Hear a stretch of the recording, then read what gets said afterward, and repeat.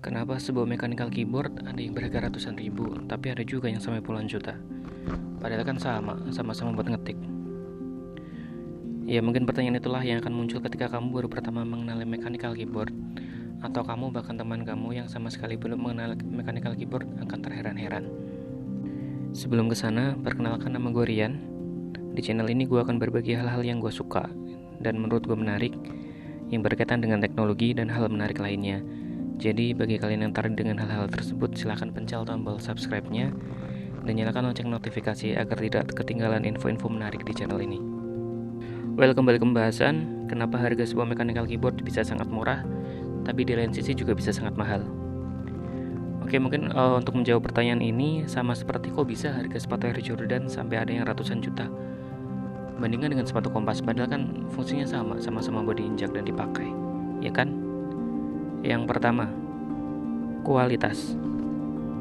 Jelas lah ya, gue masih percaya istilah ada harga ada rupa itu berlaku di semua barang, termasuk di mechanical keyboard ini. Build quality keyboard 200 ribu, jangan kamu bandingkan dengan keyboard yang jutaan atau bahkan puluhan juta.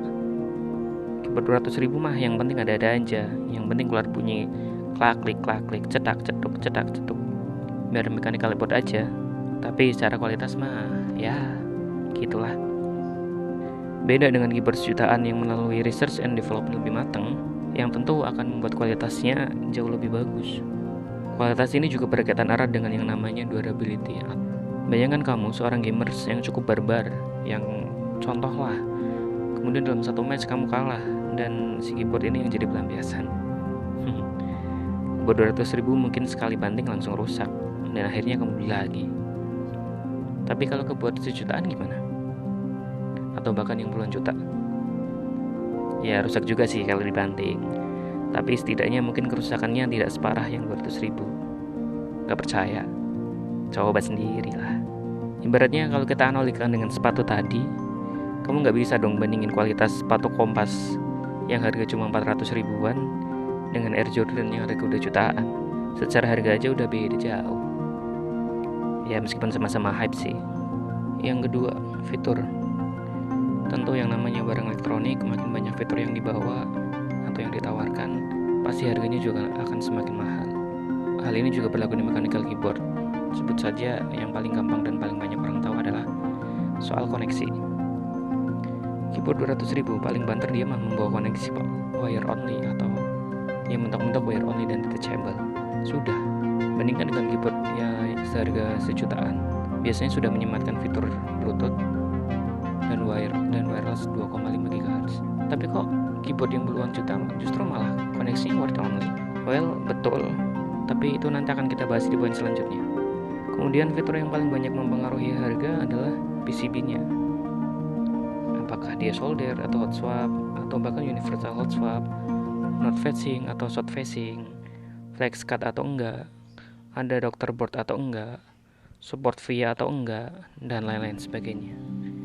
Tentu makin banyak fitur yang dibawa, harganya juga akan semakin mahal.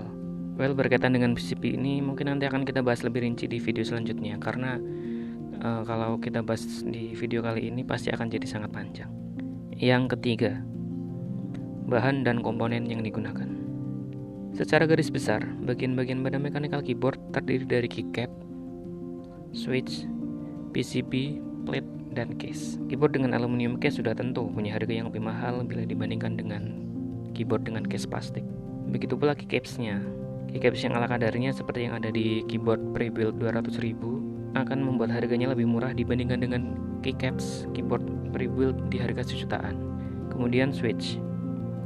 Kualitas switch pada keyboard 200 ribuan biasanya juga cenderung scratchy dan feel mengetiknya juga ala kadarnya. Sedangkan pada keyboard pre-build sejutaan, dia akan pakai switch yang lebih baik kualitasnya sehingga feel mengetiknya juga akan lebih enak. Kemudian bahan-bahan lain yang digunakan dan komponen-komponen lain yang digunakan juga akan sangat mempengaruhi.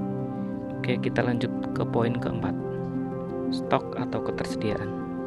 Poin inilah salah satu yang memiliki andil cukup besar dalam mempengaruhi harga suatu mechanical keyboard.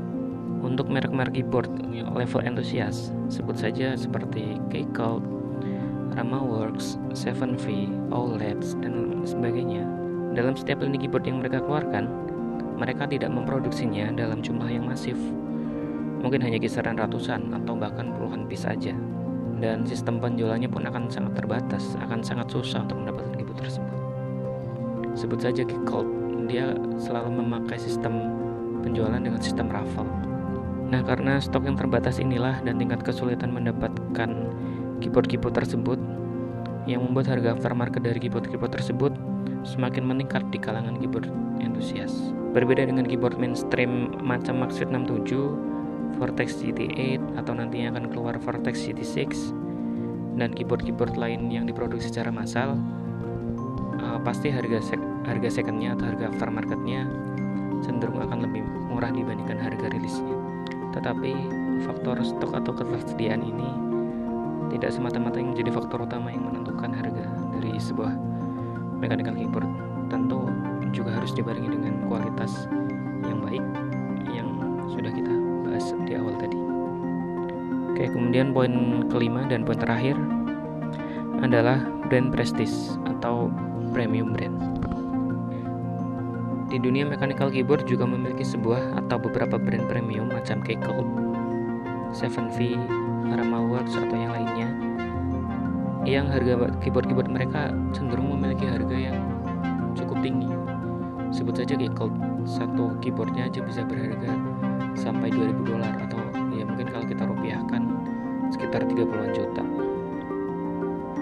Kemudian ada juga brand-brand mainstream macam Rexus, Phanteks, Vortex Series, Pressplay atau yang lainnya, dan masih banyak lagi lah. Bayangkan saja misalkan Rexus atau Phanteks mengeluarkan keyboard yang anggaplah sama persis dengan keyboard keluaran Geekgold secara build quality dan fitur, dan kemudian Rexus dan Phanteks tersebut ngasih harga di harga yang sama dengan Geekgold, apa akan laku? Kalau menurut saya sih tidak, karena itu kembali tadi yang namanya adalah brand prestige atau premium brand.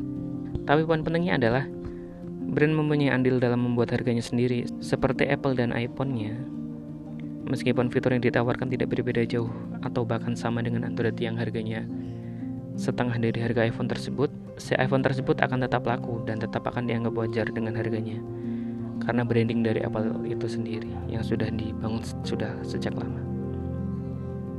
Well, mungkin segitu aja. Gimana? Setuju dengan pendapat gue? Atau mungkin kalian ada pendapat lain? Silahkan tuliskan di komentar dan sampai jumpa di video-video selanjutnya. Rian pamit, ciao.